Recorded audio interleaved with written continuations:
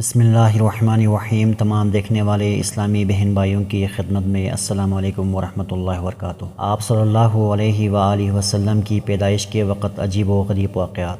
آپ صلی اللہ علیہ وآلہ وسلم کی پیدائش سے پہلے بی بی آمنہ نے ایک نور دیکھا تھا جو مشرق سے مغرب تک پھیل گیا تھا اور جس سے زمین اور آسمان اجاگر ہو گئے تھے۔ 3-4 سالوں کی عمر میں 2 فرشتوں نے آپ صلی اللہ علیہ وآلہ وسلم کا سینہ مبارک چاک کر کے نور بھر دیا تھا۔ جب آپ صلی اللہ علیہ وآلہ وسلم باہر نکلتے تو ابر آپ پر سایہ کرتا اور درخت و پتھر سے آواز آتی، یا نبی اللہ صلی اللہ علیہ وآلہ وسلم سلام علیک۔ آپ صلی اللہ علیہ وآلہ وسلم کے آخری نبی ہونے کی بشارت تورات، انجیل اور نبیوں سے لوگوں کو معلوم ہو چکی تھی اور سب کو ہی آخری نبی صلی اللہ علیہ وآلہ وسلم کا انتظار تھا۔ آپ صلی اللہ علیہ وآلہ وسلم کو بچپن سے کسی نے برہنہ نہیں دیکھا۔ جب آپ گھر سے دور ہوتے اور پاخانہ پیشاب کی حاجت ہوتی اور آپ کسی جگہ بیٹھ کر رفع حاجت فرماتے تو درخت اوڑھ کر لیتے تھے۔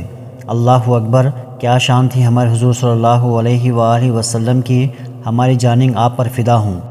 یہ ظہور پر نور پوری کائنات کے لیے ایک عظیم انقلاب کا آغاز تھا۔ یہی وہ مقدس ظہور تھا جس سے دریائے ساوا خشک ہو گیا۔ یہی مقدس ظہور تھا جس کے باعث فارس کا 1000 سال سے جلنے والا آتش کدہ بجھ گیا۔ یہی وہ مقدس ظہور تھا جس پر تمام گھر نور سے بھر گیا۔ آسمان کے تارے جھک گئے۔ فاطمہ بنت عبداللہ کو گمان ہوا کہیں یہ ستارے مجھ پر نہ گر جائیں۔ یہی وہ مقدس ظہور تھا کہ بصرہ کے محل روشن ہو گئے۔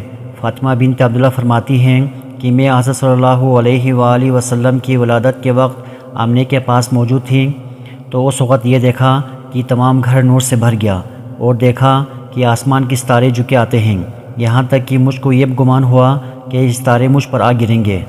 عرباض بن ساریہ سے مروی ہے کہ رسول اللہ صلی اللہ علیہ وآلہ وسلم کی والدہ ماجدہ نے ولادت باسعادت کے وقت ایک نور دیکھا جس سے شام کے